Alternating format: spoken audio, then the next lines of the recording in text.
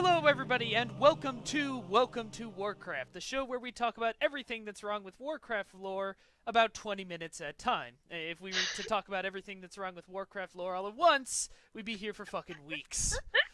I am your host, HeyPoorPlayer Coleman. Joining me is World of Warcraft expert and lifelong player, Bailey Wendel. Hi.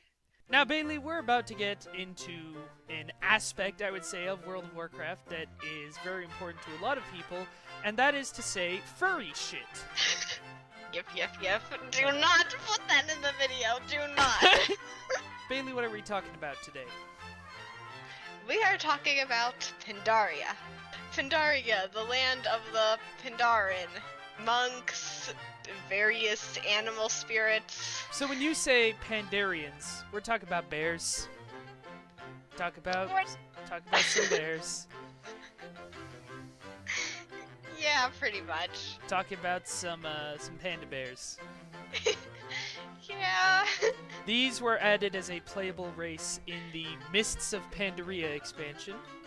Pandaria. That's what I said. They were actually in the lore long before that. Way back to Warcraft 3, I think. Might have been earlier, though. All I really know about them is that they're PQ, and they are basically sort of the stand-in for all Asian culture, right? Like, they've basically just taken all aspects... Technically, the Night Elves have a lot of Korean influence, too. I'm gonna level with you here real quick. Welcome to Asian stereotype land. Hooray! You ready for this? I'd rather die. Please continue. The various races in Pandaria were actually, if you saw our last video, very uninvolved in the War of the Ancients. The three races we're mostly dealing with are the Mogu, who are awful, evil. I'm not gonna make a joke about their name because it's already the worst name I could possibly think of for anything. The Mantid. Let's see if you can Jesus guess. Christ. just freaking guess. What animal they're based off of? I don't know. Something somewhere in all my books, in all my teachings. What could it be? What could it be? Can I phone a friend? All I need to know. Can I phone a friend? I'm gonna go with fucking praying mantises, perhaps?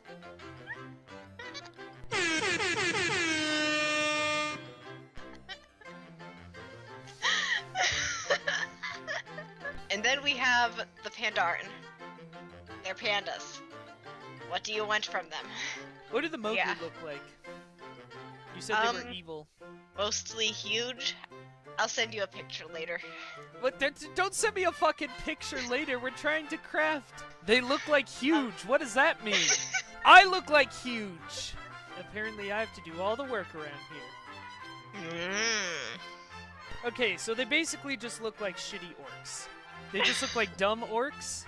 I like my description better. They have swirls for nipples? Yeah. The Mogu, being evil, and the Mantid, being awful, really do not get along. So the Mogu build a wall to keep the Mantid out, and made their Pandaren slaves. Hang on, build it. 1 second. They built a wall? Would you describe this wall as, well, I don't know, maybe great? And I've just realized that the Mogu are just the Mongols. You mean you just now realized that?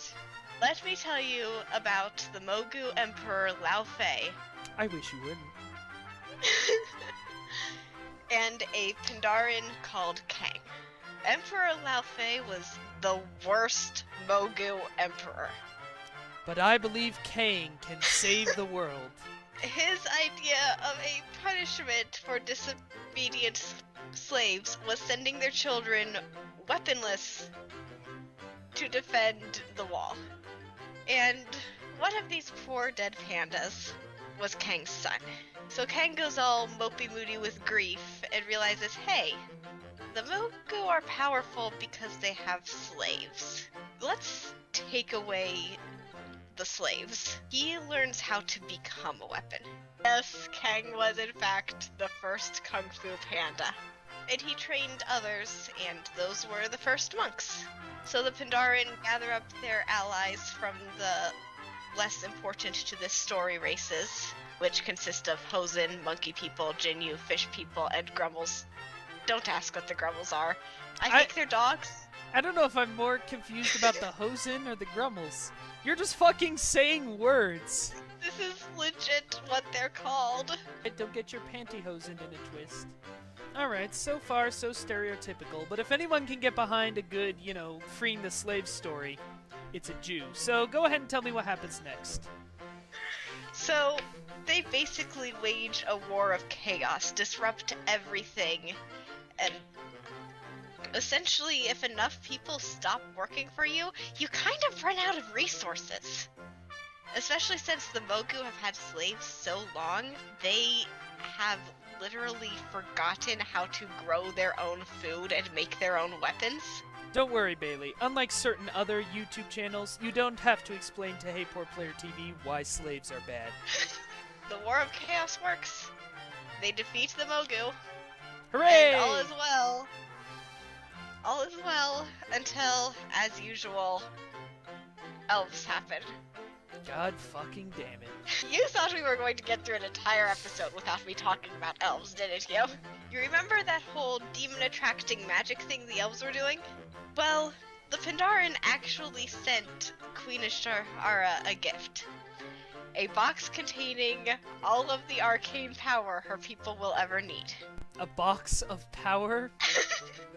A box of power? Oh, nice. I got a package. Let's see what's in it. Oh, power! In a box! Box of power! The box was, in fact, empty. Because the Pandaren are masters of shade. That's still just a roundabout way to go about things, though. Like, hey, we got you this box with all the power you'll ever need. How are you put power in a box? Oh, there's nothing in it? Yeah, because you won't need any power. Ha! Got him! High five! You, what? I guess? Are you done playing with your box?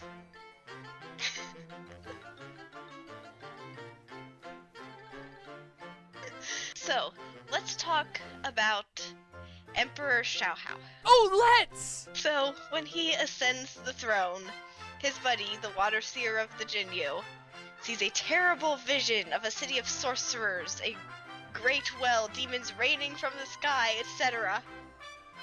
So he gets scared, because freaking demons, and goes to ask the Jade Serpent Spirit for advice. Okay, you dropped a whole bunch of bullshit on me, but was that it with the elves? They just got their box and left? I mean, they also caused the disaster that we are talking about now. That whole disaster I just described? Yeah, that's some more dimensions. Yeah. You know, the Emperor goes to Yulan the Jade Spirit. Nobody on this continent can give anyone a straight answer. You must free yourself of your burdens and become one with the land. If I ask what exactly this Jade Spirit is, will that lead us into, like, a 4-hour discussion? You know the Chinese dragons? One of those. Color green. Fair enough. Emperor Xiaohao tries to figure out how the heck he's supposed to do that, and he kind of creates the Sha.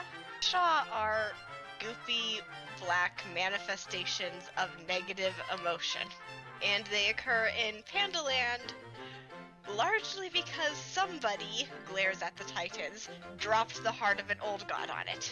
Goofy black manifestations of negative emotion? Oh, No, goopy. Goopy. I thought you said goofy. Hey guys, it's depression! So, the Emperor attains enlightenment. I mean, there's technically more to it than this, but basically by literally beating up his negative emotions. Fucking... You're dropping so many, like, ideas on me at once. And I know we don't have time to go down every single rabbit hole, but at the same time, it's like, this is all nonsense. At least War of the Ancients, I felt like there was a story thread I could cling on to for dear life. With this, it's like, alright, here's something you don't understand. And that leads to, here's something you don't understand. Now we're achieving enlightenment. What does that even mean? Apparently you gotta punch your goofy depression friend in the face. Blizzard cares about 2, maybe 3 races. Orcs, humans, and kind of the elves. I feel like this is a more genuine problem kind of that Warcraft lore has, where a lot of times it feels like it's storytelling and world building by like info dump. They feel like if they come up with a bunch of boring facts about the world, they have done a good world building. Instead, it's simultaneously a blatant ripoff of like just China with panda bears rather than, you know, actual Asian people. But also, it is completely incomprehensible. At least the pandas are cute. They are. They're so cute. And then we get an elite force to keep killing the Shah, because nothing ever stays dead for long in the world of Warcraft. Dun dun dun dun dun dun. Dun, dun, dun. No, Dun, no, dun, no, dun, no. dun. Hon, you want to hear what this elite force is called? The Shadow Pan! Shadow Pan. Shadow Pan. Spelled sans W, by the way. Spelled without W. Shadow Pan.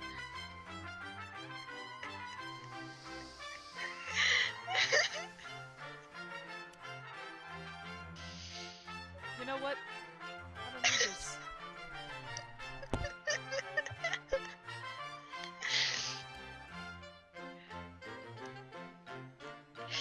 Okay, so I get to run the rest of the show by myself now. Sources disagree on who exactly trained these elite Pandaren. You hold on. You said sources there like you're talking about scholars. Nerds disagree. Friggin' Emperor Chill returns to save his people because he's a nice frickin' guy.